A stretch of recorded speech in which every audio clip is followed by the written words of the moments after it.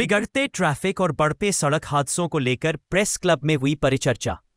Indore press club द्वारा इंदौर में हो रहे हादसों का जिम्मेदार कौन विषय पर आयोजित परिचर्चा का आयोजन हुआ, जिसमें महापौर पुष्यमित्र भार्गव, एडीएम रोशन राय, ट्रैफिक डीसीपी आनंद जी ने परिचर्चा के माध्यम से शहर के सामाजिक संगठनों के प्रतिनिधियों ने अपने विचार साझा किए और समस्या का कैसे समाधान हो, इस पर शहर के जनप्रतिनिधियों, प्रबुद्धजनों व सामाजिक संगठनों ने मंथन किया।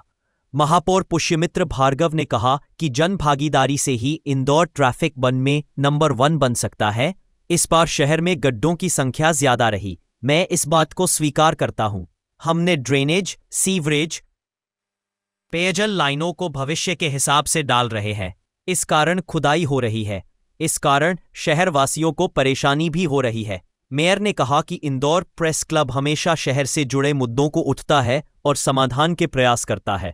ट्रैफिक को लेकर आयोजित चर्चा में आए सुझाव भी महत्वपूर्ण हैं, उन पर अमल किया जाएगा।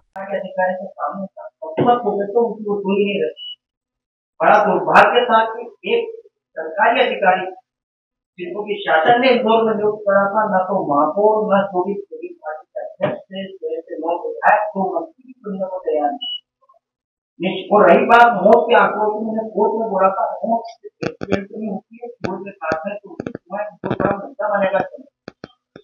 और बताऊं मैं, शहर में निश्चित तौर पर 5 से 10 मौत भूखे रहने से भी होती है। कई निर्धन व्यक्ति उनकी भूख का कोई शासन के जवाब है, शासन के पास फंड आता है कि कोई भूखा है उसकी मौत वैसे भी बचाई जा सकती है।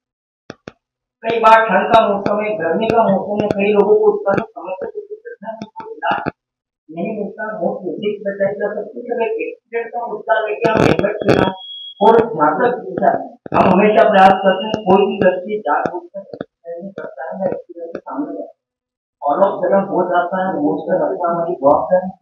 और जहाँ तक शहर की सड़कें सुधारना किसी के हाथ में नहीं, क्योंकि बारिश 3 महीने ज्यादा हो जाएगी या 3 साल ज्यादा हो जाएगी। हमारे सड़कों के आसपास कहीं काली मिट्टी है, शहर की बनावट ऐसी है कि वो सड़क में गड्ढे होना स्वाभाविक है और वो गड्ढे जब सुधरते हैं तो बारिश के बाद ही सुधरते हैं।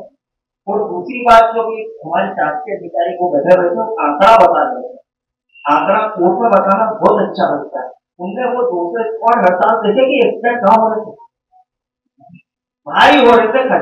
खजराना से बड़ा गणपति के बीच में हेलमेट के लिए एक्सीडेंट भी हुआ होगा 27 से और 1 जुलाई आदिवासी बता रहा हूँ आपको, हेलमेट के लिए एक्सीडेंट नहीं हुआ होगा। हेलमेट सारे सुपर कॉरिडोर पर रोज रील आती, सोशल मीडिया पे, इंस्टाग्राम के वहां हुए होंगे, बाईपास पे हुए होंगे।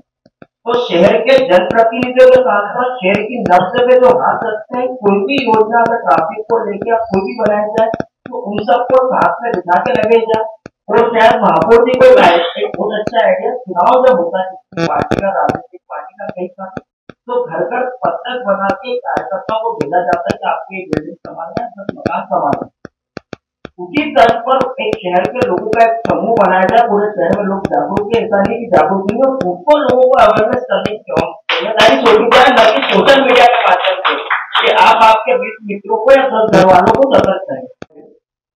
तो अगर शहर की बात करें तो राष्ट्रीय सरकार का काम बहुत कम है, राज्य सरकार का और पानी साधन का काम बहुत ज्यादा है। तो आज की तारीख में जो हमारा है, हालांकि उसके कुछ मुद्दों को मैं सरकारी निगाह का सामने रखता हूँ। पहला तो यह कि इंदौर की भौगोलिक स्थिति, घनत्व और आवश्यकता को हम ध्यान में रख रहे हैं कि कोई भी योजना बनाते रहें। दूसरा, इंदौर में पब्लिक ट्रांसपोर्ट की आवश्यकता क्यों है, इसको हमने कोई समझा है क्या, उसके लिए कोई वास्तव में प्रयास किए हैं क्या। रस्म अदायगी के लिए कुछ बसों का केंद्र सरकार से यहाँ आ जाना, कुछ सालों बाद उसका प्रभाव होकर बंद हो जाना, ये अलग अलग बात है। मतलब पब्लिक ट्रांसपोर्ट की आवश्यकता क्या है, इसका आकलन हमने कुछ करा है क्या, इसकी आवश्यकता में महसूस की है क्या। इसके लिए इंदौर के डीएनए को, इंदौर के जनता के डीएनए को परिवर्तित करना होगा। जो प्राइवेट वाहन का डीएनए पिछले 60 साल में हमारा डीएनए हो गया है, उसको बदल के पब्लिक ट्रांसपोर्ट पे आना पड़ेगा। तो डीएनए बदलने की प्रोसीजर क्या होती है आपको मालूम है क्या, इस पर चर्चा करने को, समझने में हम तैयार है क्या। और ये बात है केंद्र सरकार, राज्य सरकार और स्थानीय शासन के साथ मिलकर सोचना होगा। तो अगर शहर की बात करें तो राष्ट्रीय सरकार का काम बहुत कम है, राज्य सरकार का और स्थानीय शासन का काम बहुत ज्यादा है। तो आज की तारीख में जो हमारा हालांकि उसके कुछ मुद्दों को मैं सरकारी निगाह का सामने रखता हूँ। पहला तो यह है कि इंदौर की भौगोलिक स्थिति घनत्व और आवश्यकता को हम ध्यान में रख रहे हैं कि कोई भी योजना बनाते रहे।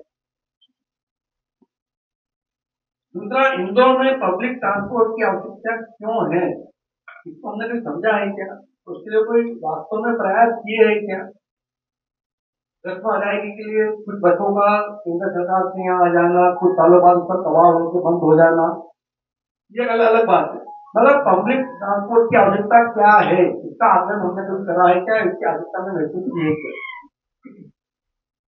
इसके लिए इंदौर के डीएनए को, इंदौर के जनता के डीएनए को परिवर्तित करना होगा। जो प्राइवेट वाहन का डीएनए पिछले 60 साल में हमारा डीएनए हो गया है, उसको बदल के पब्लिक ट्रांसपोर्ट पे आना पड़ेगा। तो डीएनए बदलने की प्रोसीजर क्या होती है हमको मालूम है क्या, इस पर चर्चा करने को समझने में हम तैयार है क्या। और ये बात है केंद्र सरकार, राज्य सरकार और स्थानीय शासन के साथ मिलकर सोचना होगा।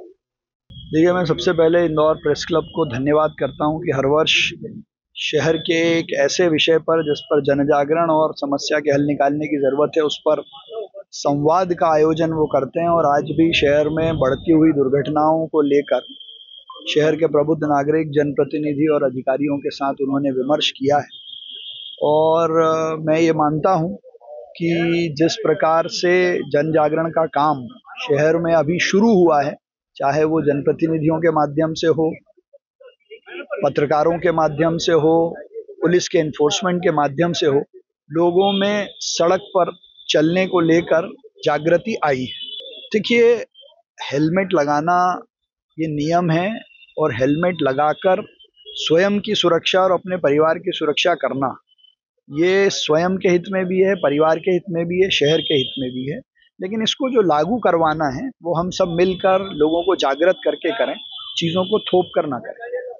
इंदौर में बढ़ती दुर्घटनाओं का जिम्मेदार कौन, इस समस्या का समाधान कैसा हो, इसको लेकर आज इंदौर प्रेस क्लब में परिसंवाद किया गया था, जिसमें इंदौर के महापौर, इंदौर के एडीएम, इंदौर के यातायात डीसीपी आनंद जी शामिल हुए थे। साथ ही इंदौर की ऐसी संस्था जो शहर हित के लिए कार्य करती है, अभ्यास मंडल, सेवा सुरभि, ट्रांसपोर्ट एसोसिएशन, बस एसोसिएशन, इस तरह का की यही चर्चा सभी के बीच में की गई थी कि जो बढ़ती दुर्घटनाएं उनको कैसे उन पर रोकथाम लगाई जाए, जिस तरह से एक्सीडेंट हो रहा है उस पर किस तरह से नियंत्रण किया जा सके।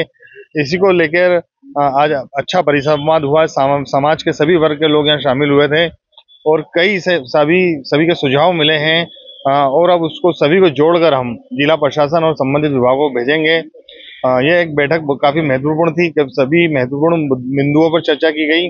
और मुझे लगता है कि जिस तरह से लगातार अपराध अपना एक्सीडेंट बढ़ रहे हैं, उन्हें अपराध की श्रेणी में रखा जाए, इस पर भी विचार किया गया है कि जो हम देखते हैं जिस तरह की दुर्घटनाएं हो रही कि 4-4 लोगों को ट्रक कुचल देता, तो उन पर ऐसी चर्चा की गई कि इन पर सीधे हत्या का मामला दर्ज हो, जैसा कि जयपुर में हमें पिछले दिनों देखने को मिला था।